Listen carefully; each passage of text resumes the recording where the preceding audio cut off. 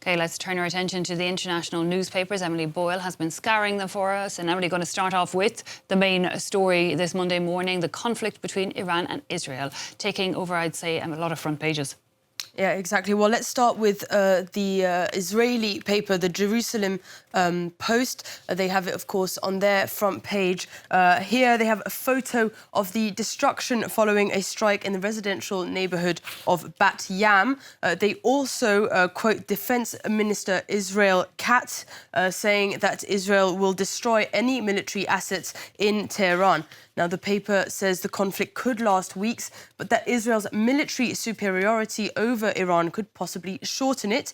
Now, let's go to Iran with the Iran Daily here. Now, they have photos of the aftermath of an Iranian strike on an Israeli oil refinery in Haifa on their front page. It's described as a successful retaliatory operation which caused widespread disruption. Their front page also features an interview with the Iranian president saying that Iran is not seeking war but defending itself. Very much about defence there on the Iran Daily. The Tehran Times, meanwhile, is taking a slightly different approach when it's covering the conflict, looking at it slightly differently, highlighting the victims of Israel's latest strikes, civilians and more civilians. It also features a photo of international condemnation of Israel. Down here, a photo of the protests going on in London. Now looking at L'Orient Le Jour, this paper in Lebanon here, they're looking at Trump and pointing the finger at him whilst waiting for Trump's decision without clear objectives on either side. Everyone is waiting on the president to make a move, it says. Meanwhile, Iran and Israel continue to battle it out, a choice between cholera or the plague, it says in that opinion piece on the front page there. Now, in France, Libération is kind of echoing the same feelings on their front page here. Dynamic of the worst, it says, saying that it's in the interest of both parties to continue the conflict in order to stay in power. Finally, L'Humanité taking quite a stance on their front page here. They called the conflict Netanyahu's war without limits. And beyond the front pages, Emily, a lot of opinion pieces continue a little bit in that same steed, but a good bit of debate over where this may go. Yes, of course, very much debated in the columns. Let's have a look first at this opinion piece in The Guardian. Trump, Netanyahu and Khamenei, three angry old men who could get us all killed. He argues here that it was an avoidable war that Israel chose, but which could have been prevented. He says that the behaviour of the three leaders raises serious doubts about their judgment, common sense, motives and even their sanity. Now, the New York Times, meanwhile, is slightly less gloomy.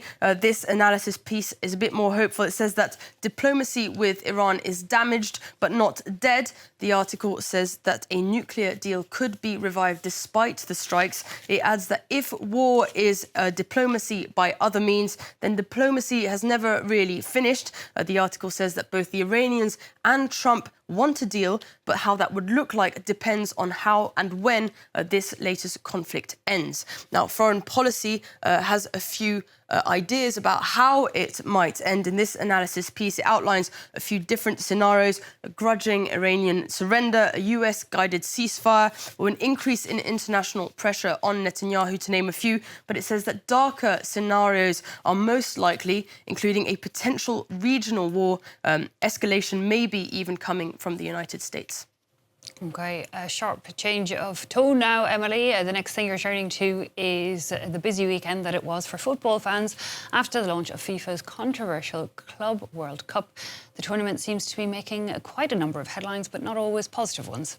Yes, exactly. Well, let's look at the Telegraph for their review of the weekend. A Bayern thrash team of forklift drivers and fizzy drink salesmen 10-0 in FIFA farce. The Telegraph calls it the worst ever mismatch. Auckland's amateur team struggled to even get a full squad to the competition as many players couldn't get time off work to play in the extended football season. Now, meanwhile, professional footballers are trying to get time off football and off work work. The Professional Footballers Association has said that FIFA's new tournament has created a never-ending calendar that is exhausting to players. The PFA has joined a legal action against FIFA for abuse of power. OK. Finally, Emily, you've spotted a story that may be of interest to James Bond fans. It's about the UK spy agency.